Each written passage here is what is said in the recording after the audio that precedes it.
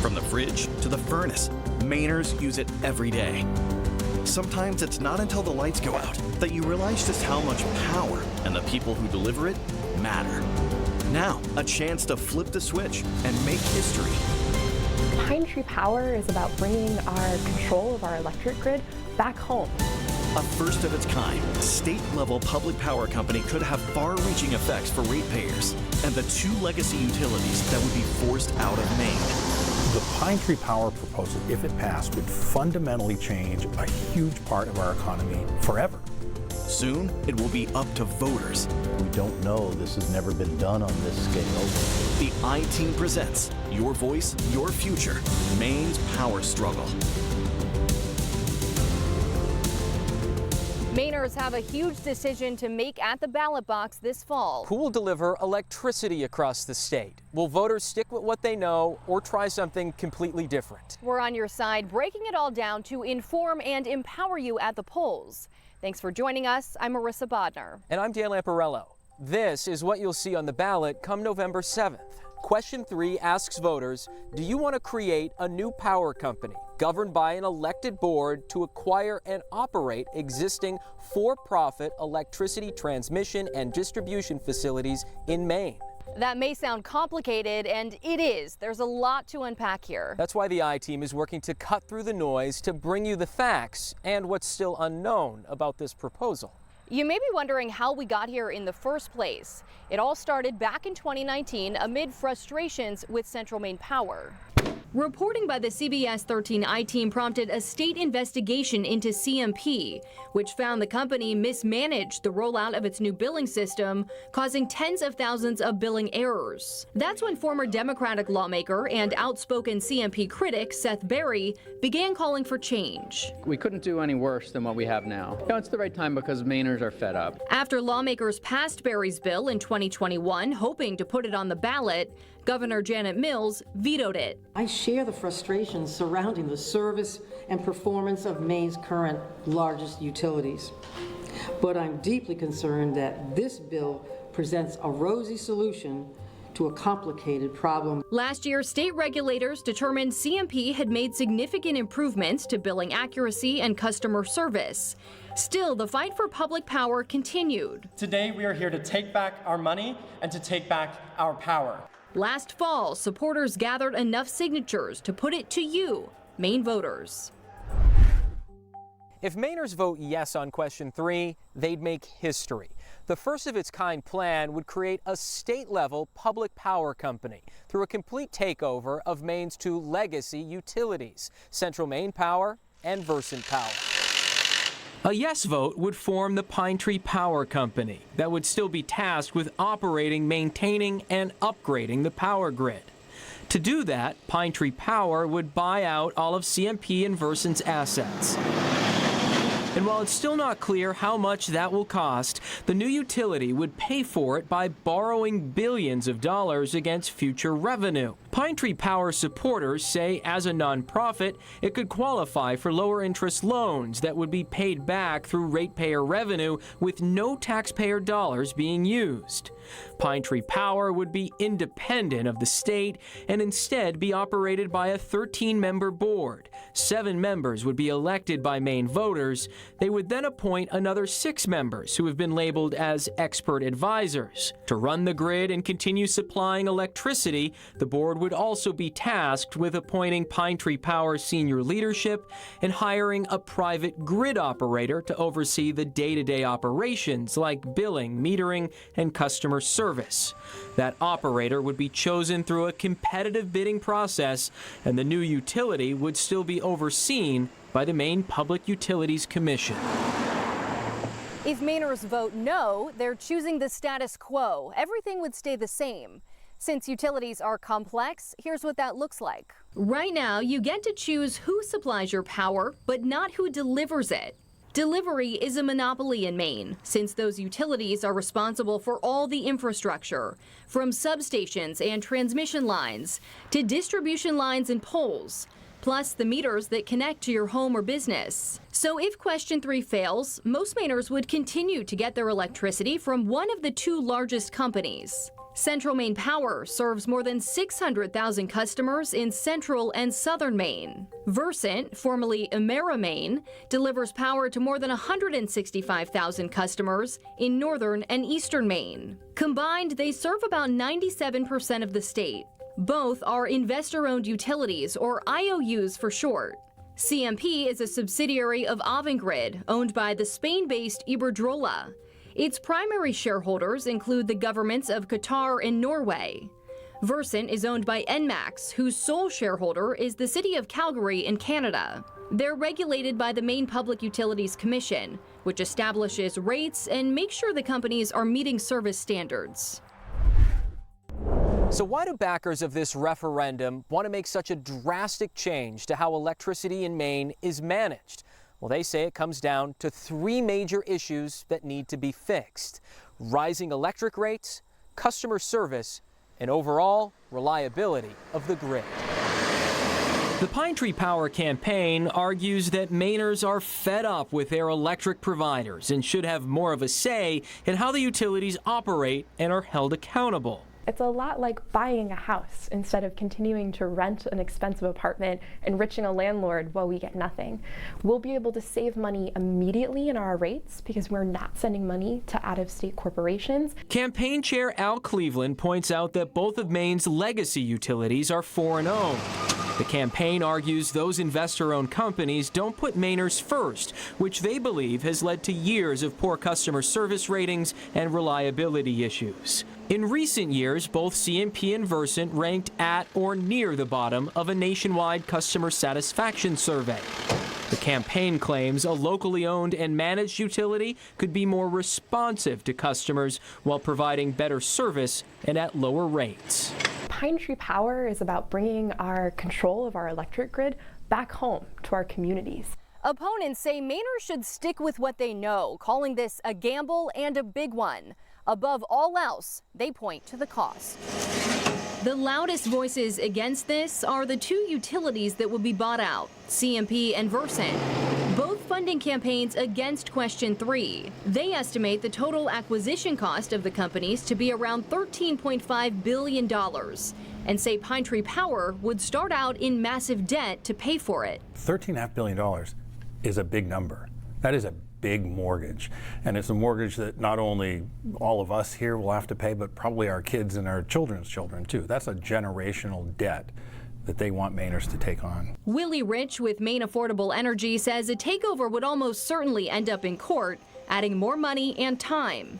They think it could take a decade to complete. Pine Tree Power supporters say the new utility would be owned by consumers, but opponents call it government-run, pointing out that the Maine Supreme Court declined to put the words consumer-owned in the ballot language, and that some of the board would be elected. I think people also have a lot of concerns about turning the electric grid over to politicians, to elected politicians. Think about that. Those are people that will be running for office, taking campaign contributions from maybe a big oil and gas company. And then they would be making decisions about our electric grid, probably with an eye toward what their political donors want. And while CMP and Versant are both funding campaigns to fight Question 3 and stay in business, we wanted to hear directly from the utilities. CMP referred us to their ballot question committee, the Maine Affordable Energy Coalition, who you just heard from. Versant Power did agree to an interview. Here's some of what their spokesperson had to say. There are consumer-owned utilities that do a terrific job for their customers, and there are also consumer-owned utilities that don't do a very good job. But turning an investor-owned utility like Versant Power into a consumer-owned utility is not going to automatically change the utility's performance, its prices, or anything that really matters to customers. Consumer-owned utilities, or COUs, aren't new to Maine. There are currently 9 spread out all across the state, including right here in southern Maine. Some are cooperatives, others are municipally owned. The I-Team spoke with Kennebunk Light and Power back in 2020. We're one of the least expensive utilities in the state of Maine. When you remove the islands, which generally face higher costs, Maine's COUs are less expensive than CMP and Versant. Right now, Kennebunk Light and Power is less than half the cost of CMP. Versant's rates also more than double that of the utility in Holton. We have no dividends to pay to shareholders, stockholders. Our customers literally own the company that we operate. Opponents of Pine Tree Power argue the statewide utility wouldn't see those savings. These are very, very small utilities that can deliver power at a lower cost because they don't have thousands or tens of thousands of miles to maintain. Pine Tree Power's promise all throughout this campaign has been that voting yes could save you money right away, but how much? Well, it all depends on who you ask. Studies paint conflicting pictures. A report by London Economics International was commissioned by state regulators in 2020 to look at a different but similar proposal in the legislature. It found customers would see higher rates initially and then save up to $236 million over the next 30 years. Another analysis, known as the Silkman Report, which has been touted by Question 3 supporters, projects savings right away, with a total of $9 billion in benefits by 2056. Still, a report from Concentric Energy Advisors, paid for by CMP's parent company, found not only has a takeover never happened on this scale, but it could also end up costing ratepayers billions of dollars. So how is a voter supposed to make sense of all of this? The I-Team turned to Maine's public advocate Bill Harwood, who's appointed by the governor. His office isn't taking a side on Question 3, but has been studying the potential impacts. I think the better argument is that rates in the short term will go up, and here's why. Because we have this standard in our Constitution that when the government takes private property by eminent domain, they must pay fair market value for all of those assets. And the fair market value for CMP and Versant Power's assets is substantial. Any savings to ratepayers under the new company would strictly be on the delivery side of the bill. Supply, which most Mainers get through the standard offer rate, will continue to vary based on market conditions. In the middle of last winter, that rate shot up nearly 50%. Oh, I think the debate over supply costs will continue, no question about it. It's now become more than half of a total cost of electricity. It is something that we in state government need to really focus and do a better job on it. Ultimately, any potential savings for ratepayers will largely be determined by what it costs to buy out CMP and Versant's assets. You've probably heard the number $13.5 billion by now. That's what opponents say it will cost. How do you reach that number? Utilities are valued based on the value of their assets multiplied by a factor. So for example, if you wanted to go buy out Hannaford, they wouldn't just add up the price of all the loaves of bread and the gallons of milk and say that's what Hannaford costs. There's more to it than that. There's the building, there's the business. According to each company's most recent filings, CMP is worth $4.16 billion and Versant $1.24 billion, adding up to a total of $5.4 billion. As you heard, that's then multiplied by a number that will likely be decided by the courts. For example, if that number is 2, the buyout would cost $10.8 billion. Again, opponents say the total could be as high as $13.5 billion. Supporters believe it will be less than that. What is the real number? That's a really great question. The real number will be decided through a negotiation process between the Pine Tree Power Board of Directors and the utilities. If they can't come to a decision, that decision will then go to the Maine Superior Court and then the Maine Supreme Court. It's a giant, giant amount of money no matter how you slice it. So what exactly would this new utility be buying from CMP and Versant? Well, it includes infrastructure like this substation, which is used to deliver electricity to your home. On CMP's side, as of the end of last year, the utility owned around 660,000 distribution and transmission poles. On them are a combined 27,000 miles of lines. Those lines lead to 240 substations, as well as 275,000 transformers. And to service that entire network, CMP owns about 150 utility trucks that linemen can use.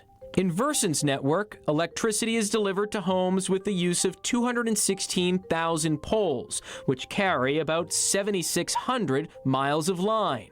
Those lines lead to 122 substations and 70,000 transformers, which are all served by 69 bucket trucks.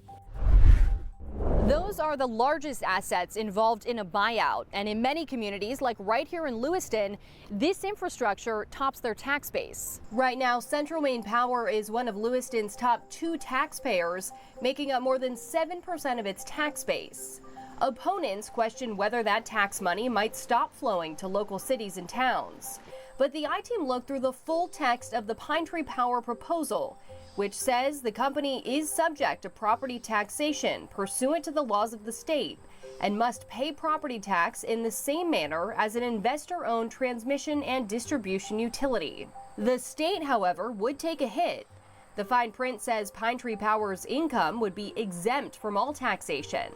According to the Office of the Public Advocate, the 2 utilities currently pay approximately $3.4 million in state income taxes and $13 million in federal taxes. And what about the workers? Central Maine Power and Versant employ hundreds across the state. Supporters of this referendum say they don't believe much will change. Right now, CMP's workforce stands at around 1,000 people, while Versant's is at about 530. At both utilities, many of the workers, including linemen, are union members and have expressed concerns about what a buyout would mean for their jobs. So the union representing Maine's electrical workers, the IBEW, which represents more of Versant Power's workforce, is strongly opposed to the Pine Tree Power effort. And a number of other Maine local unions, including the AFL-CIO, also are opposed. They're concerned about the uncertainty that this is going to create for their future. And I think it's bad for Maine, and Versant Power thinks it's bad for Maine that we create this uncertainty for a workforce that we need so badly to provide safe and reliable power across the state. The Pine Tree Power campaign says while CMP and Versant's top management would not stay on, it is committed to keeping all of the other workers in their current positions. And the proposal actually includes offering retention bonuses to get them to stay.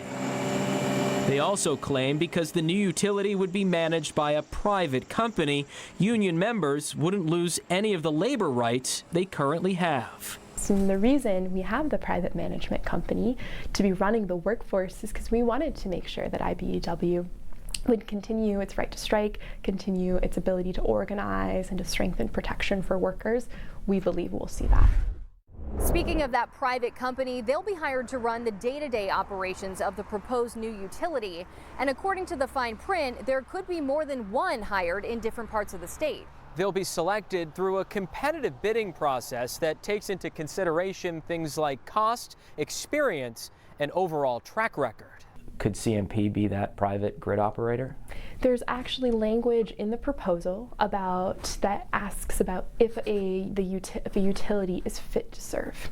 We've seen CMP continue to behave and make decisions that would violate them from being fit to serve. So it does not look like CMP would be able to be one of the private grid operators because they have not met the criteria. Looking across Maine and all across the country, 1 in 7 Americans is served by a public power utility.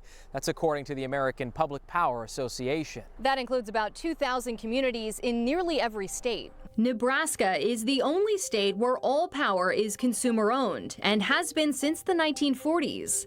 Instead of one big utility, there are more than 160 small ones.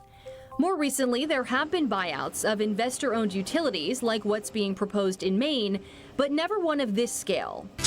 An example often cited is Winter Park, Florida, where residents voted to buy assets from Progress Energy Florida back in September of 2003. By June 2005, the city flipped the switch to municipal ownership and is now one of the only cities in the U.S. with a plan in place to put its entire electrical system underground by 2030. It's worth noting, though, Winter Park has 15,000 electricity customers compared to the hundreds of thousands that would be served by public power here in Maine. It also has just 9 square miles of service territory compared to about 22,000. Another example is the Long Island Power Authority, created in 1985. With 1.1 million customers, it's closer in size to the Pine Tree Power proposal, but has a much smaller service area at just over 1,200 square miles. If voters pass the initiative this fall, supporters of Pine Tree Power expect it to take 3 to 4 years to transition to the new company, citing a timeline that's laid out in the proposal. A year after we vote yes, we will elect the Pine Tree Power Board of Directors. They will then begin a process of hiring staff, support, and building out the strategic business plan for the utility. But the timeline could be stretched out longer depending on how hard the current utilities fight this in court. Opponents believe it may take a decade. We're entirely focused on convincing voters that this is a bad idea and they should vote against it. And hopefully that's a fight that we won't have to be involved in. Since the London Economics Study found no constitutional obstacles to a buyout, the court battle is more likely to focus on the acquisition cost if all parties can't come to an agreement. In the end, Maine's public advocate says the timeline of a takeover remains one of the many unknowns. There are a lot of issues involved. I suspect the utilities will be in the courts trying to protect their rights and trying to challenge this statute. And as we all know, sadly, our judicial system doesn't move at a lightning pace. It takes not just weeks and months, it usually takes years. Before you even get to Pine Tree Power on the ballot, you'll be faced with question 1, which could add another hurdle when it comes to creating the new utility. It asks voters, do you want to bar some quasi-governmental entities and all consumer-owned electric utilities from taking on more than $1 billion in debt unless they get statewide voter approval? CMP parent company Avangrid is also funding the No Blank Checks campaign. The No Blank Checks referendum, if it passes, would simply require them to actually go to the voters and say, okay, here's the final total. It's $10 billion we got to borrow. It's $13 billion. It's $15 billion that we've got to borrow. So that gives voters the final say on taking on this massive debt. Pine Tree Power supporters say they're not worried about question 1. We don't believe that that referendum question will interfere with ours. We don't believe, we don't have a position on it. We are not opposed to that question at all because our campaign and our movement is all about increasing Democratic control. Back to question 3 now, whether you have your mind made up or are still deciding. What it really would be a government-run entity governed by politicians, and a for-profit company would be hired to actually run the grid. Pine Tree Power is about bringing our control of our electric grid back home to our communities. You'll be hearing a lot more from both sides of this contentious referendum in the weeks ahead. But in the end, the choice is yours, and we hope we were able to arm you with the knowledge you need to make an informed decision. We're committed to covering this issue up until Election Day and beyond. For the I-Team, I'm Marissa Bodner. And I'm Dan Lamparello. Have a good night.